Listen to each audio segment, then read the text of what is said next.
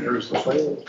I pledge allegiance to the flag of the United States of America and to the republic for which it stands, one nation, under God, indivisible, with liberty and justice for all. A little nicer night tonight than what we had a week ago. Had a very abbreviated meeting. Last Wednesday night, we paid our bills because we have to get our bills out. We did a couple of motions that we absolutely had to get done, time-sensitive motions. So now we're going to pick back up on our agenda. So we do have the minutes from our last board meeting. So I'd like to have them, a motion made, a second, and approval on that change. Make a motion to accept them. I second. Second. Any discussion on the last week's minutes?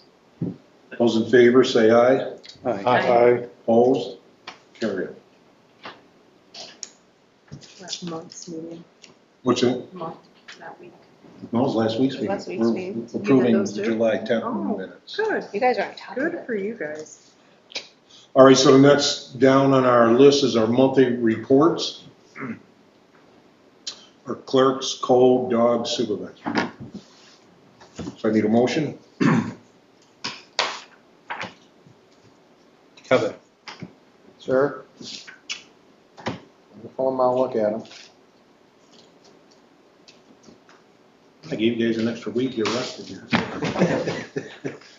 My power didn't come back on. Okay. All right, you're forgiven. All right, make a motion, we receive and file the monthly reports, beginning with the clerk's monthly report for June. The code officers report for June as well. The dog report for June as well, and the supervisor's report for also June of 2024. Make a motion, receive and file, please. Need a second? I'll second that. Any other discussion? Those in favor say aye. Aye. Opposed? So we're gonna adopt, we need to start receiving and file with the planning and zoning board minutes, which are included in our packets. So we need a motion, a second, just like what we just did. That's something that we need to start doing. We haven't always done it in the past, so we're gonna make sure anytime they have a meeting, we get their minutes. We just need to file and receive. I make a motion to receive and file planning and zoning board meetings from minutes from June 26. 26, 2024. I'll make that second. Second, any discussion? Those in favor say aye. Aye. Opposed? Carried. Clerks, do you ladies have any updates? We do. DEC starts in a couple of weeks. It opens on August 1st. We have a couple of changes via New York State for DEC licenses. They're no longer going to be printed on Valron paper. So all licenses will be printed on a regular 8.5 by 11 sheet of paper. Brooke and I are really curious to see what it looks like, because if someone comes in for a sportsman's license, sometimes their sheet, is like 2-3 feet long. So with it being on a regular standard piece of paper, we're curious to see, what the outline is going to be. Another big one that we read for DEC also is New York State is not keeping it mandatory to have a back tag anymore. So that's not going to be in the printout when they come in to purchase a license. There's a couple of questions about DMP permits with them being on regular paper. What is that going to look like for the hunter? Because if they're out there in weather and it gets wet, and New York State's basically saying, carry a Ziploc bag, it's up to you to keep it dry. It still has to be, tagged to the wildlife. So that starts in a couple of weeks. Other than that, we've been working on genealogical requests that have been flowing in since the beginning of the year, so we're getting caught up on that. And feeling good, in good shape to start our new season. Will the doe permits be available August 1st? Is that the idea? Yep, always. It always starts up August 1st. There was kind of, I'm actually glad you said that, Barry, because there was a section in our update paperwork that might have mentioned that there is no lottery this year. So from August 1st to October 31st, that's the time to get a DMP permit. And there might not have a reopening where they sell as much as they can, and then they reopen the lottery of the sections that are left. It wasn't 100%, it was slightly vague, but I feel like they kind of insinuated that that might not happen this year. So that's another big change. Isn't it also my reading and understanding of when we talked about it that you don't necessarily have to come here, you can get on your computer at home and apply, pay for it with a credit card and print it out at home. Correct, yep. They're also recommending that you save the file because if you lose your license, you can print out another one. Yeah. So that's coming out for the public, so that will be more convenient, but we're still gonna have them here. There is an app too, so I'm glad you said that. It's called Hunt Fish NY, and it's an app for phones that you can download. And the app actually will keep all your information in case you do lose the paper copy. You can have it on your phone. And I do believe the DE said that they would even take that as a proof of license, also on top or in substitute of the paper. So. Might make it more convenient once we get used to it, so Yeah. it's all good. Thank you, ladies. Welcome. I get a back privilege of the floor. Opportunity for anybody to, A statement today, if that's okay. yes? Great. Thanks, I'm Miles Dudgeon, I live in town. We'll keep this as quick as I can. There may be conflicts of interest involving some board members in regards to the proposal allowing billboards. Specifically, these conflicts arise in the form of potential future income through land rental agreements, construction-related contracts, or other financial benefits. Such conflicts undermine public trust in the integrity of the decision-making process. Therefore, we believe it is crucial for any board member with financial interest or close personal connection to the parties involved in the billboard proposal to recuse themselves from any discussions or votes on this matter.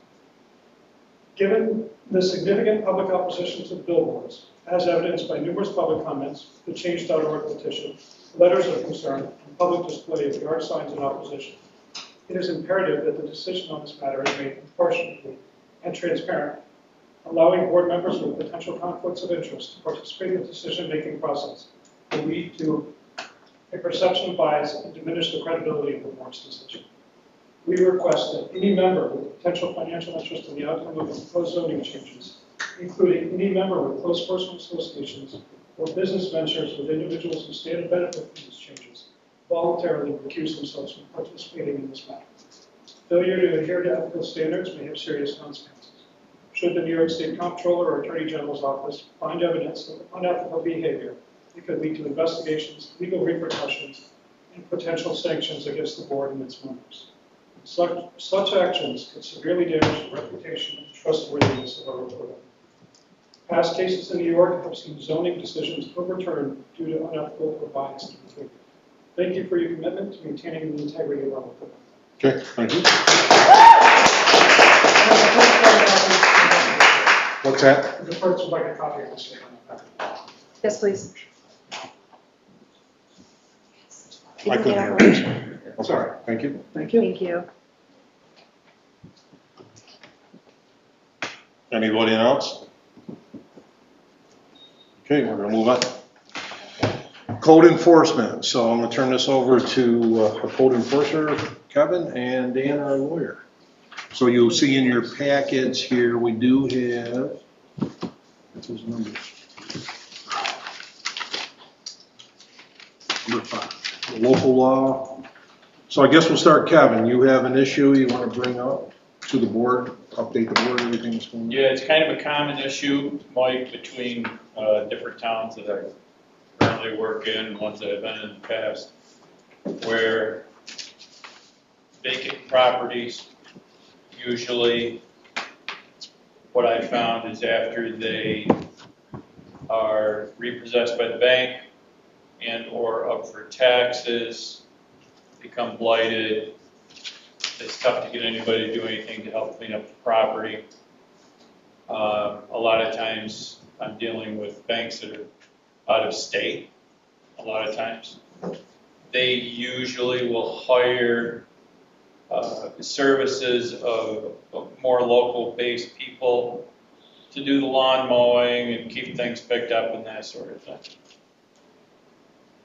Where it falls flat is, number one, getting them to respond in a timely manner. Getting them to respond at all, and trying to keep things picked up. I don't have a whole lot of backup from the health department in most situations, when in fact there are issues that are environmental health in nature. But we kind of cross paths. So with my enforcing the property maintenance codes, I have the ability to cite them. However, again, most of the times it's no response, if very little. What I have seen happen in the past in other townships is where they would adopt local law, where on repossessed properties that are in arrears for taxes, where the municipality would adopt a local law that allows the municipality to go in and do some cleanup and then basically levy the cleanup costs against the property. Ultimately, in the end, 9 times out of 10, these places go across the auction block, tax auction, and so those costs put forth by the municipality are repaid through the auction. That's beyond my pay grade. Dan can probably talk to that a little better than I can. Yeah, no, that's a good explanation, Kevin. So what I've done, and I've done this for some other communities too, with similar situations, we put together an unsafe structures and unsanitary properties law, which would allow Kevin to go in and make that determination if the property is unsafe or unsanitary, placard it, and then allows the board an opportunity to review whatever report Kevin puts together for, to back up that determination. And then, like he mentioned, you can then hire a local firm or whoever deals with whatever the property issue is to go in and remedy that, fix the issue, levy it against the taxes. So we have a proposed law. It's in the packet. The board should take a close look at it. What I would ask the board to do tonight is to schedule a public hearing for next month to consider adoption of the law. But if there's any questions after you take a look at it, feel free to reach out. Is this just outside maintenance are you talking about, or actually going into the building itself? What's that, Sarah? Is this just outside maintenance, like lawn, keeping the lawns, like what kind of stuff are you talking about? Yeah, that's a good question. So as code officer, unless I have an invite from either an agent or an owner of the property, I can't go into the property. If I have a building that's in a complete state of disrepair, and I can tell from walking around it that it's dangerous, or I can actually placard it as being unsafe. The placards are meant for first responders. Yeah. To keep them from getting hurt. The condemnation process is kind of a multi-step thing. So I can post a property as uninhabitable when in fact it may not be too dangerous to live in. What my posting does is it takes the owner or the next owner in line to the point where they have to provide professional engineering, architect, designers, guys, gals to come in and assess the damage within the house and require a permit of anything to be fixed at that point.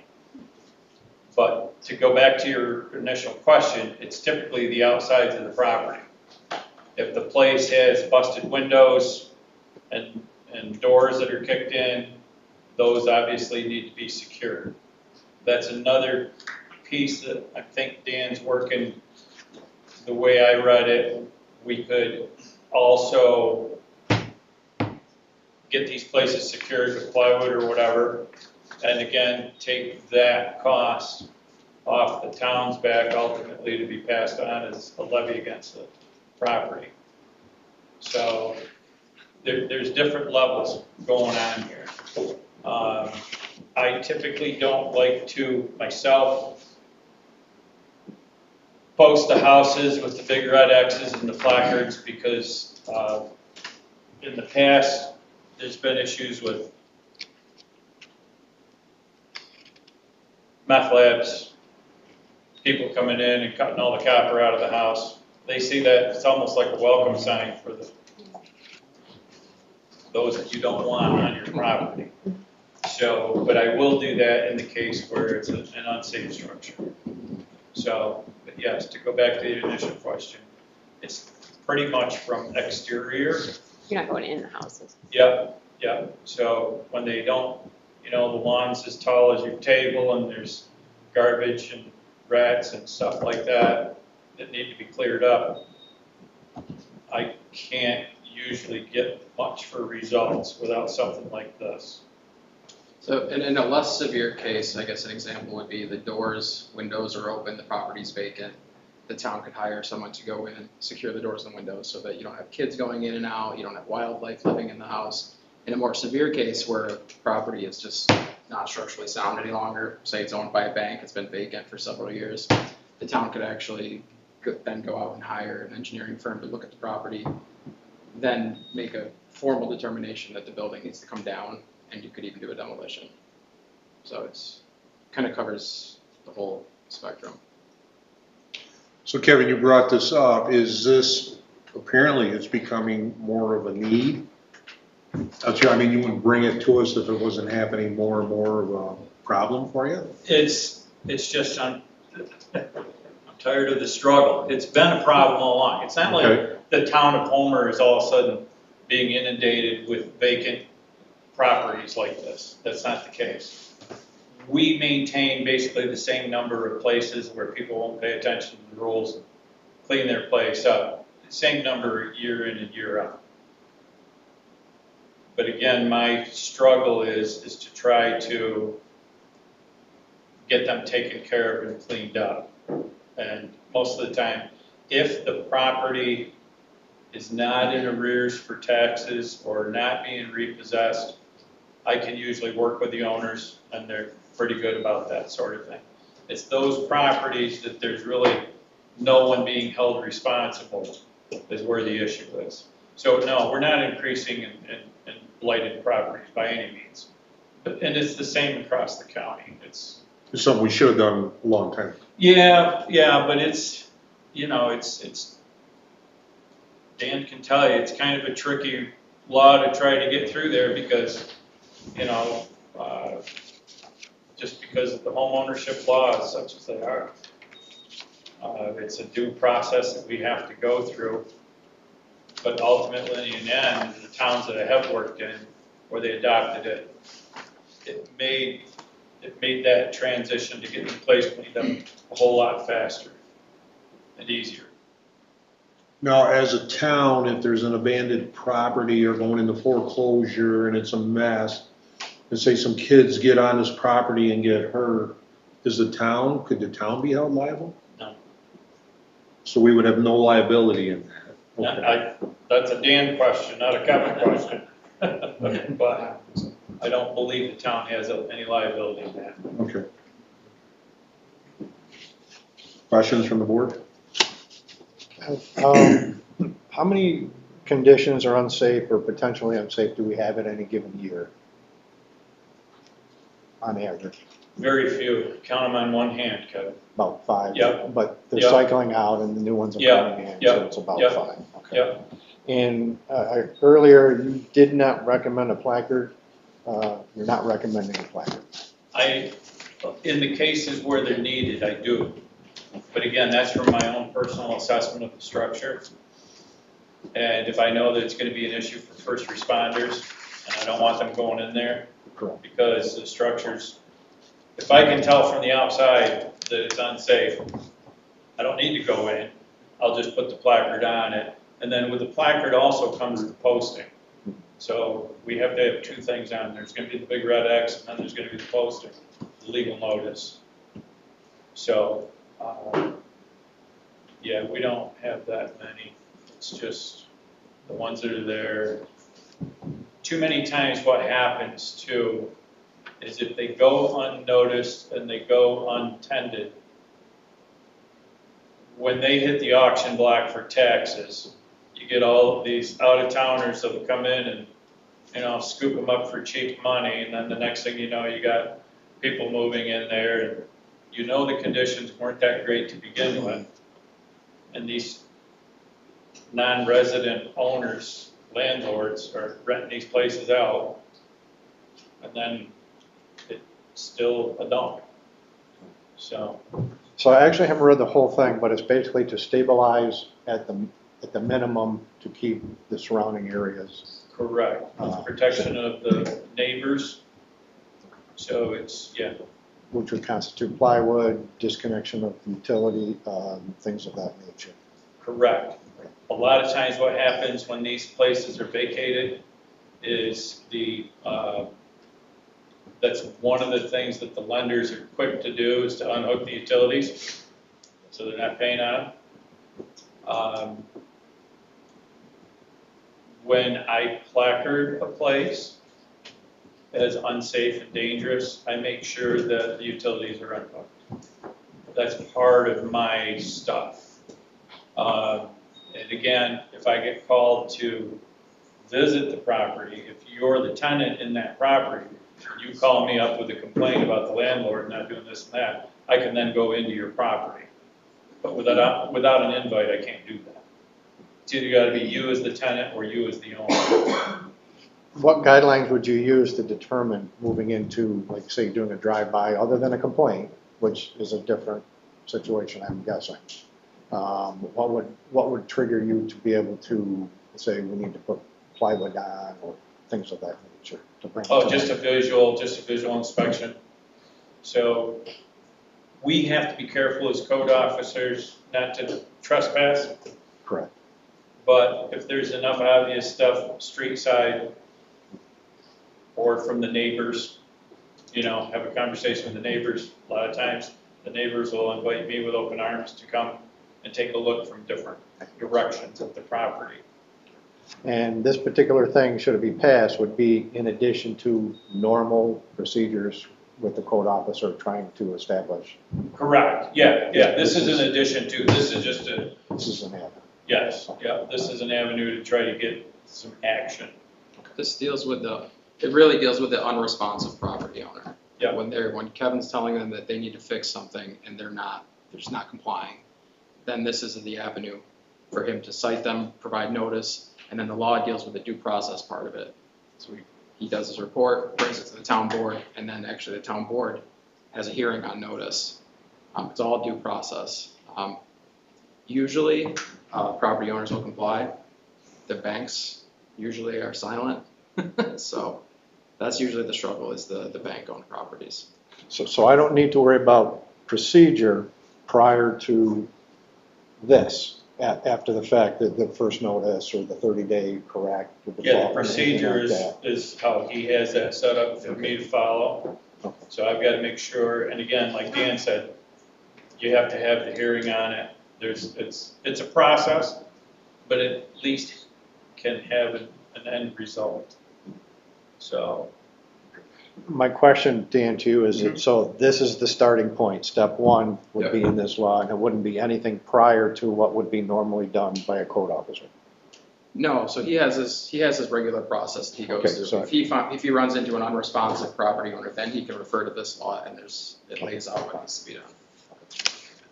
just a little time to review it, about a month. What's that? We have a month to review it, get feedback. We can, we can call a meeting for, No, I'm just saying, set the public hearing, just put it out about 30 days. yeah, it'll be at our next board meeting. Okay. So I'll need a motion from you guys. But my understanding too, one other thing that this does, so if a vacant property, if they have a lot of garbage and stuff, which is a rodent problem for neighbors, correct? This helps you say, hey, let's take care of this. There was a time and a day in the past where I could get, and I don't mean to throw people under the bus, but I could get more help from the health department than I can now. I mean, it's this whole short staffing thing. Used to be an easy thing, like with reducible garbage and trash and stuff, that I could just kind of hand it off to them and they'd run with it, but they're scrambling to keep up, so. Any other questions then? So we need a motion then to have a public hearing on August 14th to adopt this. So how should we do the motion begin? Just a motion to set a public hearing for August 14th at 6:30 p.m. Yep. For consideration of the unsafe structures proposed law. One quick question. If I would be working on the determinations on unsafe structures and everything like that, how much would be a change? How much would be too much of a change that would kick this thing back more? How much leeway on the definitions? I guess not following the question. So if we have a hearing and Kevin wants to make a change, Oh, can we? yeah. That's part of the hearing, is it, or is it not? If we're making some changes to the law at the hearing, we would probably have to keep the public hearing open and then push the adoption out.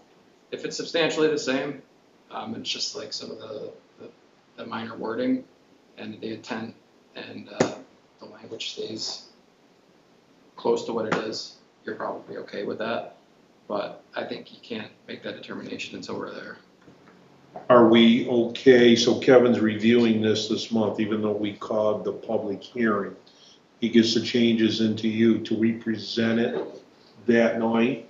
We can make changes? I would want the changes made, if they're going to be significant changes, I would want them made several days in advance of the hearing. So a week before the hearing. Yeah, that's fine.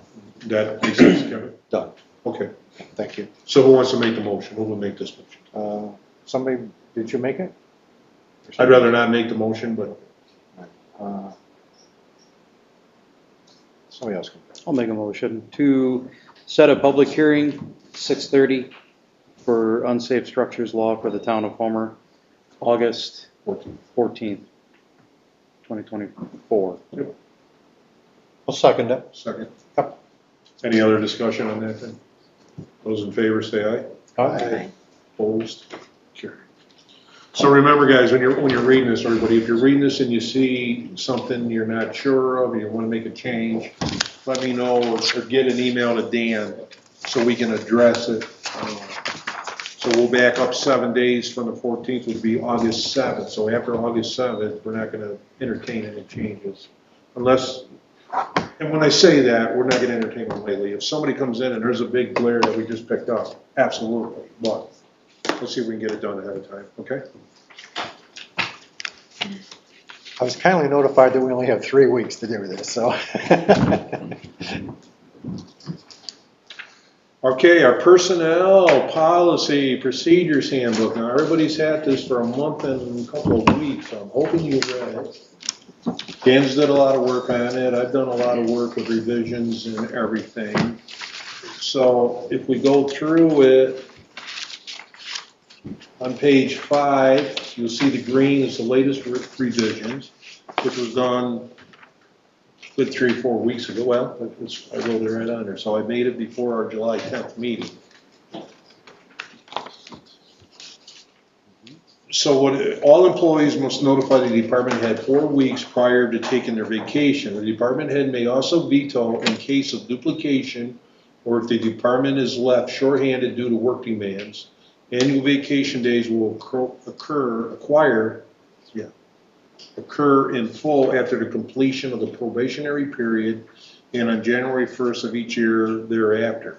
Vacation time can accumulate for the maximum of 4 weeks. Okay? Quick question, it just popped in. Mandated, notify, 4 weeks. Can we put a thing in there that if there is enough turnaround time or whatever, that they can actually reduce that time frame, as opposed to staying with it? Do we have the ability to, we have the ability to stand on 4 weeks, but if it's not necessary or whatever, is it something that can be relaxed I think, based on the superintendent? yeah, but, you know, but this, we have 28 employees now, so it affects more than just our road crews. I think it really boils down, we like a 4-week minimum. If something comes up and they go to their department head and it works, I don't see any reason. I don't know if we really need to write that, couldn't the department head make that call? Is that legal, Dan, or not?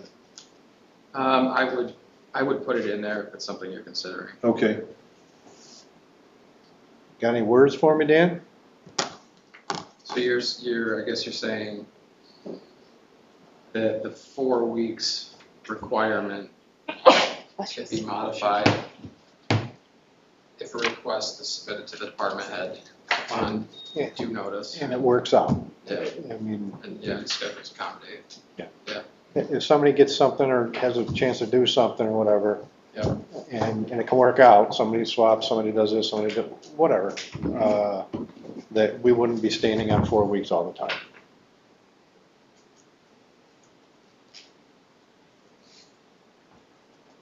so we're gonna add.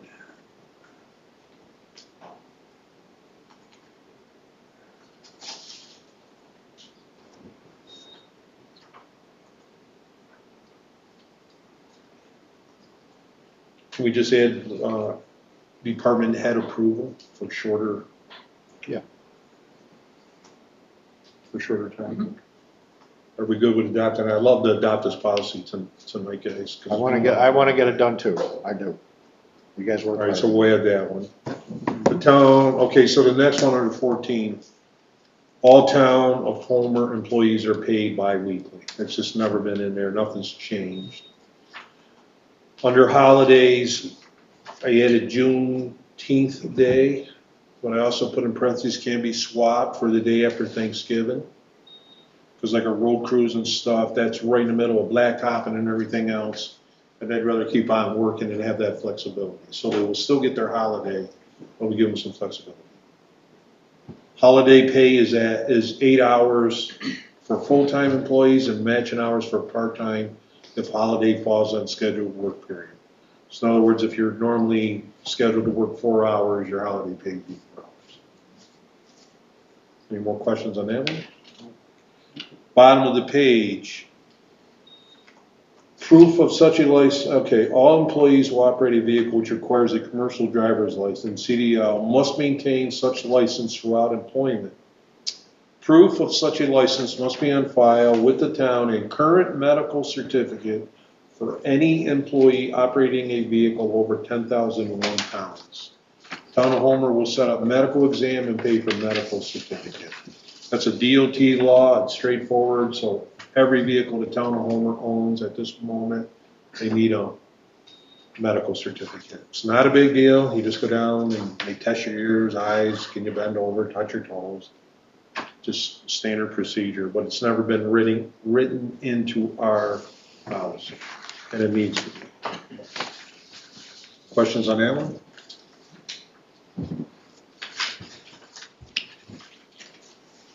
Page 8. Probationary period and performance reviews. Every permanent appointment to a position in the non-competitive exempt list or labor class shall have a probationary period of not less than 8 weeks, nor more than 52 weeks. That's been an unwritten rule, so I put the 8 weeks in because it's not fair to say 52 weeks because all your insurances and everything kicks off after 8 weeks. Your New York State sick leave kicks off day 1, but everything else kicks off at 8 weeks. And that is upon this, your department head's approval. we ran into a situation with a truck driver, so that's why we left the 52 weeks. You hire them in the spring, there's no snow, we get into the winter and they can't handle driving in snow and cause some accidents. So we had a severe, so by extending that out to 52 weeks, it makes it a little easier to terminate that position. And that's been kind of an unwritten rule here. So I just put it in words. So it's, everybody knows. And down on the bottom, under 30, the town maintains an official personnel file for every employee. It is kept and maintained by the town of Homer clerk, controlled by the town supervisor. And what that means is it will be kept locked up in separate files and locked up in the supervisor's office. These files cannot be a free-for-all. That's state and federal law. They have to be locked up and secured. So we're just putting that in here so everybody knows it's not a free-for-all when somebody wants to come down and look. They have to, we can't just let anybody look at these personnel files. So they're under lock and key. So even a board member cannot look at some of these personnel files. The supervisor, the clerk, or that person, unless that person gives written permission for somebody else to look at them. Am I correct in what I stated again? Page 9, 32. At the end of the minimum 8-week probationary period and satisfactory review, all eligible employees will be offered enrollment into the current town hall health insurance coverage. That's why the 8 weeks is in there. Our health insurance is a very good plan. It's very expensive. You don't want to start it on day one. Everybody has a probationary period. That's pretty standard, no matter where you work or whatever company. But again, we're getting in writing because we didn't have a lot of this. It used to be day one, everybody had full benefits all the way through. Next paragraph. We never had disability insurance. We now have it. We put it in effect earlier in the year. We incorporated it. We just put in here, the town will pay the full premium for short-term disability. This past year was about $1,700, if I remember right. It's not a huge amount. It does cover all our employees. Everybody understands the disability risk, right? Page 10, top paragraph. The green, in addition, all highway department employees must have a CDL driver's license and maintain this license throughout employment. The town will verify that every such employee has the appropriate licenses upon hire and annually thereafter. Again, it's kind of an unwritten rule, but we wanted to make it out there. So if you apply to be on our highway department, you must have a CDL. It's been a written rule. We were just discussing that. Your CDL, you have an A, a B, and a C. You got to either have an A or a B. A B handles our dump trucks, our 10-wheelers, and that's our most prominent vehicle. We do have a trailer that will hook up behind some of our 10-wheelers. Once they hook behind the 10-wheeler, you got to have an A. That isn't very common that we do that, but they have to at least have a B. We don't want to hire somebody that doesn't have a CDL. It's a very expensive and long ordeal today to get a CDL license. So we want people to come in that are qualified. We're also going to go to what they call LENS program. That's hooked up with New York State. We got to enroll in it, and that tracks everybody's licenses. So if a CDL driver gets a ticket, gets a DWI, either I as a supervisor or the town clerk will probably set it up with the clerks. They'll get notified. Just a note, such and such, license expired. I do it in my business. Most businesses do it. It'll tell you if one of your driver's licenses are coming up for renewal. Just a way of checking on it. It costs you $1 a transaction. It's a very efficient way of doing it. Right now, we have to send it to our insurance company, and they do it. But it would be better, even they're saying it would be better if we did it ourselves. So we're going to get set up on that. That's not a big deal, but just letting you guys know the procedure. Dropping down, all employees who resign, retire, or is laid off will receive payroll payment for unused vacation leave to which the employee is properly entitled at the employee's then current rate of pay. An employee whose employment with the town is terminated due to a resignation, layoff, or disciplinary discharge will not receive cash payments for unused sick leave. I put up there in the green that you see in the yellow, because it did say cash payment there. We're not making cash payments, it'll be a payroll check. Follow me? Means basically the same thing, but a cash payment, because somebody says, I want to come in, I want all my money in cash. We're going to do the usual procedure, they'll be paid at our next payroll period. They get fired today, maybe it's 2 weeks before the next paycheck comes out, that's when they'll be paid. That's all we're trying to establish. Let me see here.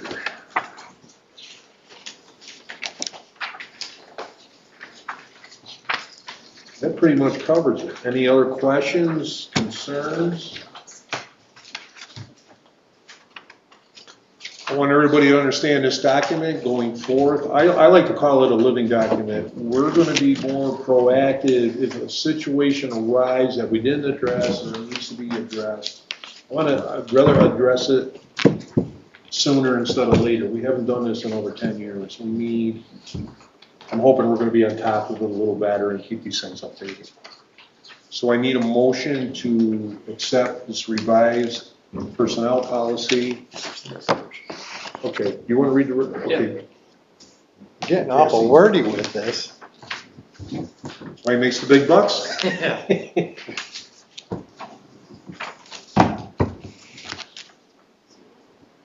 You want to read the resolution? Sure.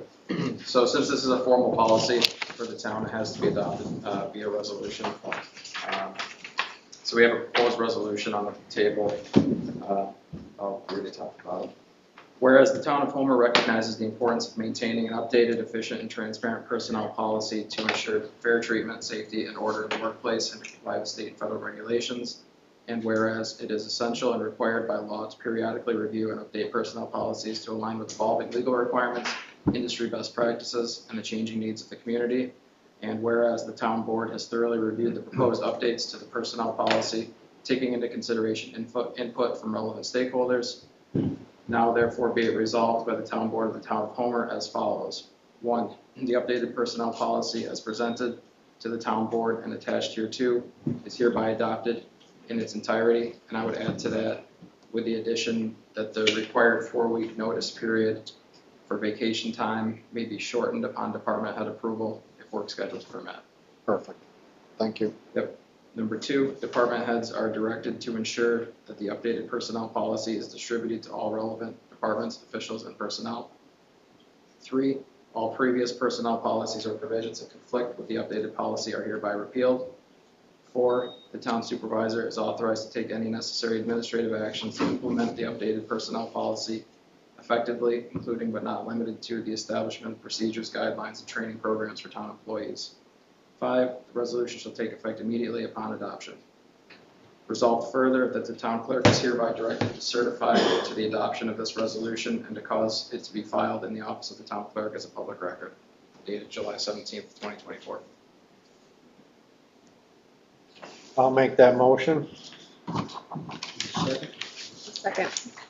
Any other discussion? Those of in favor of adopting, say aye. Aye. Aye. Opposed? Carried. Thank you.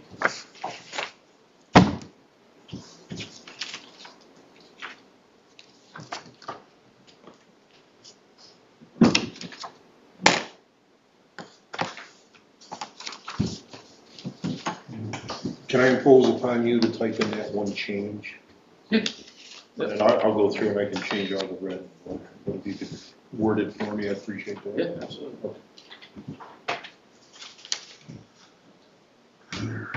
Okay, so we promised we'd revisit the ATV law as requested. Again, I'm relying on Dan here. Everybody's got a copy of it. I'm still convinced there's nothing that we can do as a town, but Dan, can you explain? Yeah, so essentially, I'll keep it short, but under the vehicle and traffic law, under almost all circumstances, it's illegal for the town to open town roads to ATV and side-by-side use. The only limited circumstance where it's where it is okay is if there were to be public off-road riding areas, so that meaning open to all public, that are only accessible by specific roads. So you see this more so like with snowmobiling in the North Country. They do this with ATVs up there as well. There's fully public off-road riding areas, and they open specific roads for ATV and side-by-side use so that you can access those off-road riding areas. Down here, we don't have that, so I don't see any circumstance where we can open the town roads. Well, now, you're concerned, Well, I mean, the reason people are asking for it is because they're trying to open up trails, like the old railroad beds and stuff. But we haven't got any people to actually allow us to do what we want to do. Kyler and stuff are allowing snowmobile, and same with Dryder and stuff like that. They're allowing clubs to start to grow and use the ATV and snowmobile trails to do what we're trying to ask for to do. So if the clubs decided to make a trail, just say to Homer Hops, and we get permission, that's why I'm still wanting to keep it on the table to, you know, not say no completely of it, but because everybody's doing it already. I mean, the sheriffs aren't arresting anybody unless you don't have insurance or you're driving drunk, as what I've heard so far. They're allowing them to use the county roads. well, like any of these resolutions, I mean, we filed it, received and filed. I think we just 101 that there's nothing we can do. If a club meets the mandates, I would just bring it back up and we'll relook at it. But right now, Okay. I don't see how we can prove this, hearing what Dan said, because there is no public access anyplace. Okay. Kevin, are you seeing something that? No, actually, what I'm thinking of, do we have any four-wheeler clubs around? Well, they're starting to come, but we're still in that limbo where we can't really do anything because no one's gonna let us, you know what I mean, use the county road to get to certain places. You know So, what I mean? so if there was a club that were to come to us, like the snowmobile clubs, and have a list of roads that would tie in through Homer to other locations, I think that would be a great start.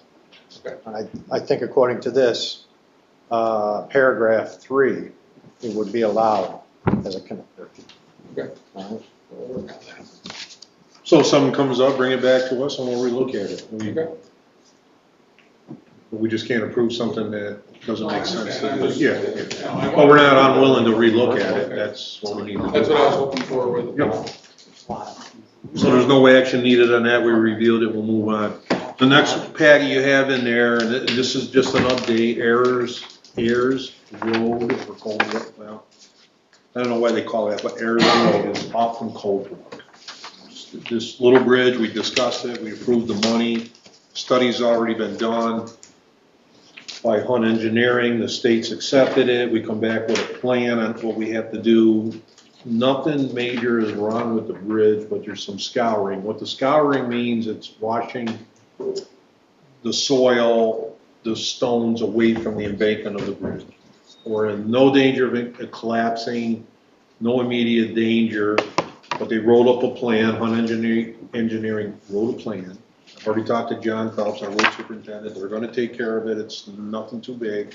We have to add some more, I call it riprap, big rocks, just to control the flow of the water, which he's gonna accomplish when the water level goes down some and they can get in there and do it. So we're on target. Every year, I've already asked our clerks to put it on their calendar, we're gonna get on the calendar every year, which is something that either we have to write a report back to the state saying that we reviewed these bridges. We have the forms, we're getting it on the calendar, so every year, all our bridges, we need to be doing this too. Albany's, we own the Albany Street Bridge. We had some issues with that bridge that we're addressing, nothing major, nothing majorly structural, but some issues we have to take care of. So again, new stuff that's coming up, John's on top of it, we're on top of it. I think it cost us, we approved the amount, it was $1,200, I believe, that we approved at our not last week, but the prior. So it's all been resolved, we're in good shape. Paul Sweeney helped me on it.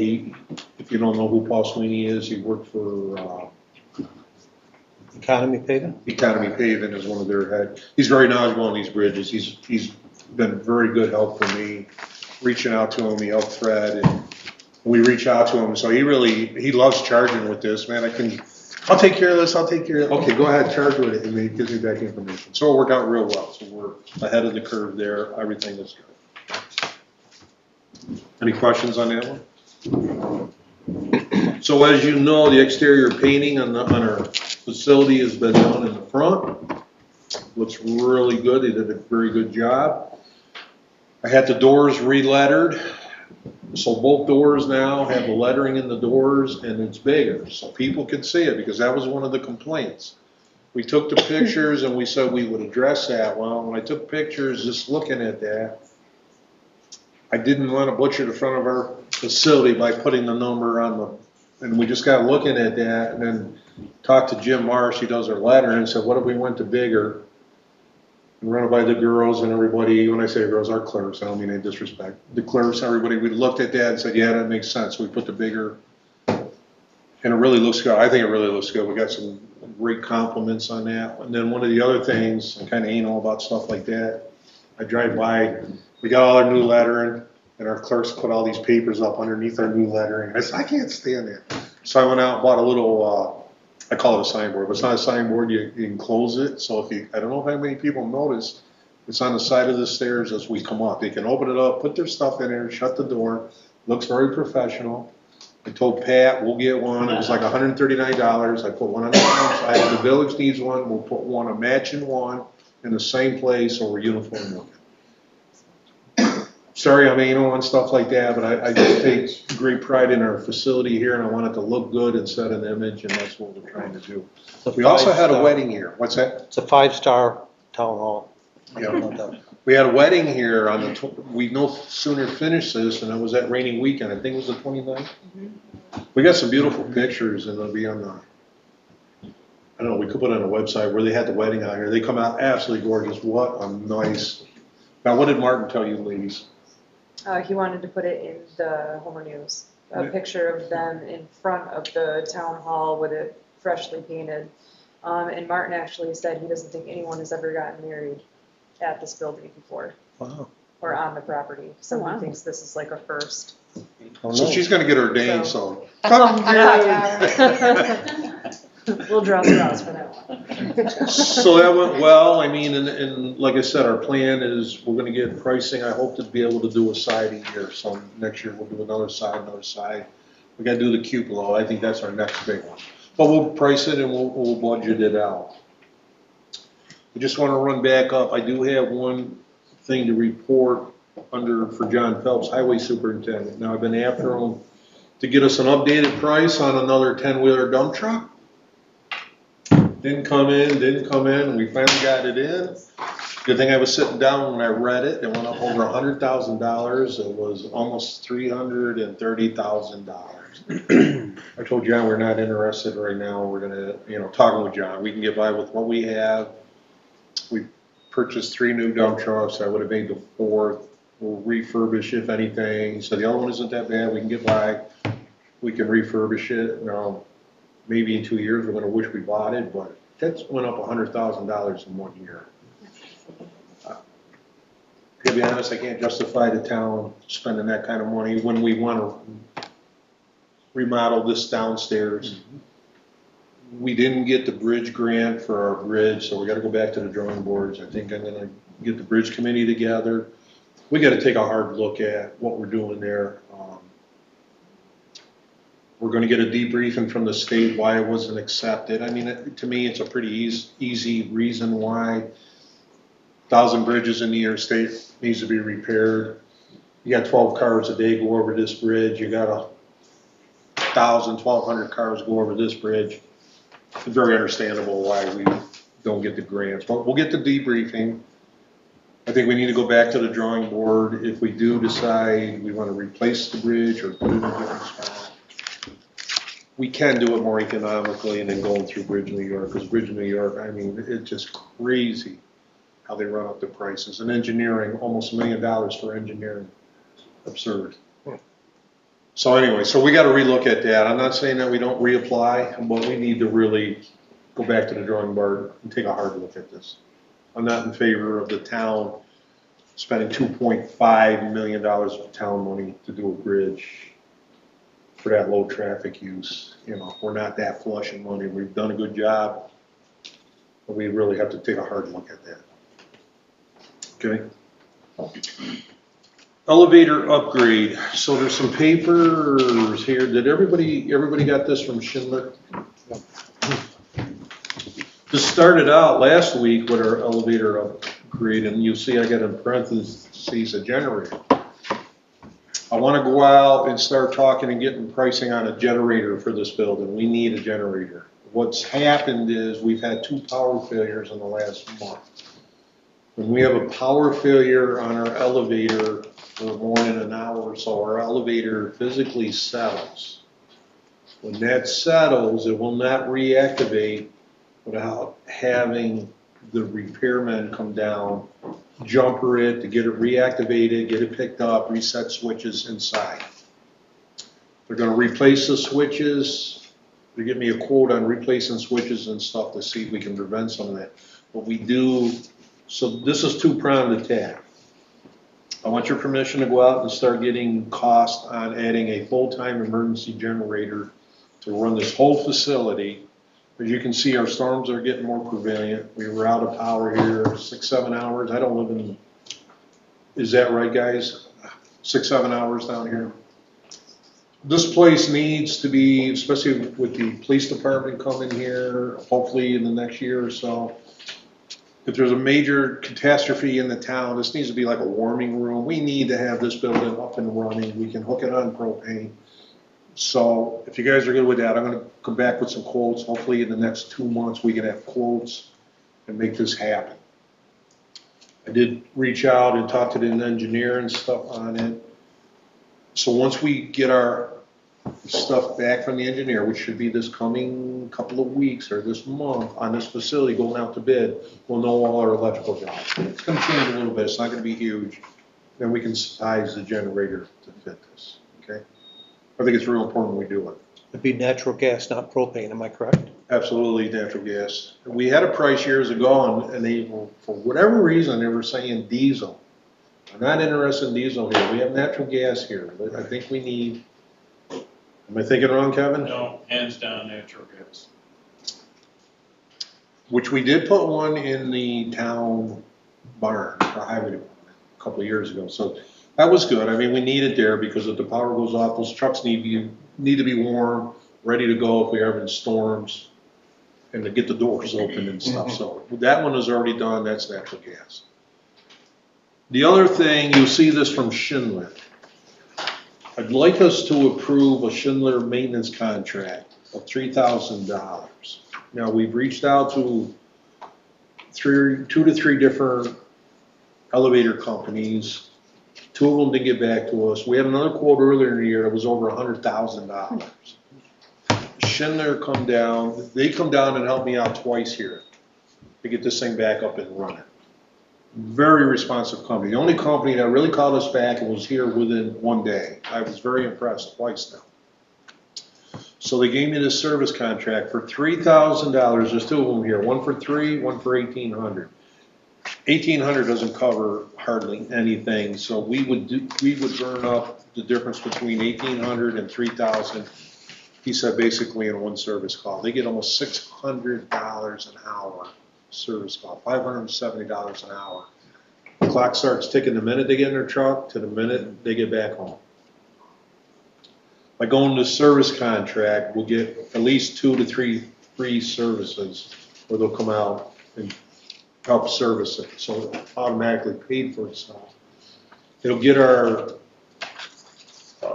elevator inspected yearly, which we're not, I don't think we haven't, it's 2 different inspections. Kevin, the code inspects it for one thing. This will be an ANSI inspection. It's a little bit different. So that'll be included in this package, and that'll happen yearly, which we should have it done, because God forbid this is on the 3rd floor and this thing fails, somebody could get seriously hurt. So that brings us up to date. So I know I promised nothing else on the agenda, but this came up and it's very important we get this done. Because we have another power failure. Every time they come down here, it could cost us a couple $1,000s. Talking with Dan, this can go two ways. We did reach out for more estimates, but it's also a professional service. This is highly skilled, professional. Am I right, Dan? You agreed with that assumption? Because I don't have 3 estimates to give us. I can't get them. I've tried, but this is something that we, in good conscience, we can't let this go in my mind. And your procurement policy also says that if you aren't able to procure all of the quotations, that it does not prevent you from securing a contract, because this is not subject to the GML, general municipal law, because you're under 35,000 or 20,000. So you're good with that too. So questions on that, concerns?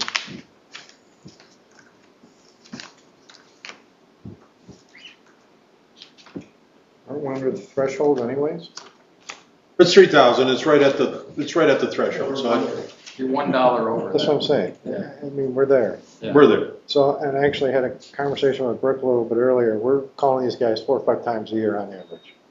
So let's just do it, okay? And these guys will service, so one guy comes through town and boy, what a nice guy. Both of them, I met 2 other guys, super nice guys. They say they have a guy go by here every day. So if we do have a problem, within a day or 2, they can't guarantee they can respond instantly every day, but within a day or 2, they can be here. Fortunately for us, the other elevator company, they looked at our facility, said this elevator cars are wore out, totally shot. We needed new cars and everything. They wanted $100,000 to replace some components. It wasn't even all of them. This company come down and they looked over. 2 of their best technicians looked it over and they said, these cars are in beautiful state. So the towns, you did it right. When the town put those elevators in, they got the commercial grade cars. They're in beautiful shape. When you think about it, these planes may get used 10 times a day, probably not even 20, 30 times a week. Am I correct? I mean, we don't have a big use for it, fortunately, but as our population becomes more elderly and we change the designation of these rooms out here, it'll probably be used more. So we're in good shape there. So, and that was good to hear. One company wanted to charge us $100,000 because they say they're wore out. This other company says absolutely not. I need a motion for the Schindler maintenance of up to $3,000. Do I need to list the names of the people that didn't respond and the corporations for this motion, Dan? You don't have to. You can. Plus you have the other proposal, which was significantly more. All right, that's fine. I'll make a motion that we approve the estimate for Schindler's maintenance for the annual payment of $3,000. That's all I got. Okay, second. I'll second. Any more discussion? $29.99.99. I can try to negotiate a little. I'll throw it out. Those in favor say aye. Aye. Opposed? Carried. Aye. Fred spent a lot of time on this too. He's come down here on this. I'm getting called in the middle of the night. One night when the power was out, it seems like every 10 minutes, finally they called me and I said, the alarm company, because we have no power here. And I said, guys, Homer doesn't have power. There's nothing I can do. I can go down there and look, but there's nothing I can do. Quit calling me. They're just doing their job, but I don't know how many other people have that. Moving on, our landscaping. So our landscaping, we approved Phillips to do it. He did it. It looks very good around here. I believe he's going to have some spraying done coming up. So that has been taken care of. The other big one is the assessment information, equalizations, senior and veterans exemption. What I'm proposing is having Brian Fitz come at our next board meeting and talking with Brian. Our assessments for the town, I believe we're at 68 or 69% of the actual value. So we're dropping. So before the year is over, probably this taxpayer will probably be down around 63% or lower. We need to get it back up to 100%. All the communities around us are working on that right now. And what this does, it does two things. Meeting with Brian on this, we had an hour meeting. He's saying there's a lot of places that are paying more taxes than they should be because right now we're so far out of balance. And there's other properties that are way undervalued that should be paying more. And this will just bring it in fair. Now, I want everybody to realize, don't panic because, and I'm just saying, if your place is worth 100,000, it goes up to 150,000. The town only needs, and again, I'm just throwing out numbers, the town only needs $2 million to run its budget. So your tax rate will go down. We're not looking to, see what I'm saying? So because your assessment goes up, don't mean you're gonna be immediately paying more in taxes. I'm not saying that you won't pay more, but it'll balance itself because our overall tax rate of $1.62, I think it is, will come down a little bit. We need to get that done. So I'd like to have him come in and talk about that so we can get that on the books. He sent me some papers, but I just got them the other day. It's unfair to show them to you guys right now. We'll have it for our next board meeting. I'll have Brian come in and explain it. The senior and the veterans exemption. So what that is, I got a call a couple of weeks ago. Some seniors called and said their combined income puts them over to get a tax break. Right now, Homer is set at $22,000 and some odd dollars tax rate. So in other words, two seniors or two, if they take in more than $22,000 for the year, and it could be their two social security checks or whatever, they get no tax break. State says we can go up to 58.5, I believe it is. So don't quote me on that exact number, but it's right around there. So if we raise it, doesn't mean we have to go to 58, but if we say we want to go to 30, it could be a game changer for some of our seniors that between them staying in the house and not. I just want the opportunity to review it. Brian will come in, he's got numbers, and he gave me a bunch of information, but I want him to come in and explain it, to make a lot more sense. And the same thing with the veterans. So our vets, some of them are really struggling too. And like Brian said, you know, saving somebody $400 or $500 on their tax bill, somebody else has to pay for that. That's the rest of us taxpayers. But he said that could be just a couple of pennies when it's spread out over everybody, but it could be the difference between a senior being able to stay in their home or not. I just thought, let's explore it once we're doing it. So if you guys are good with that, I'm gonna have Brian come in next month and we'll spend some time exploring that, okay? Any questions on that? Talking to Toma Development, we approved that resolution, so that's going forward to grant. Hopefully we'll be successful on that grant, but we won't know for another month. Toma Development for a comprehensive plan. Once that kicks in, then we're gonna have to form some committees and stuff, okay? That'll be coming up, so we'll have time to make. Dan, do you have any updates? No, I've hit all my updates. Okay. Just trying to think, is there anything else? Pat, is there anything from the village that you need? We paid our electric bill.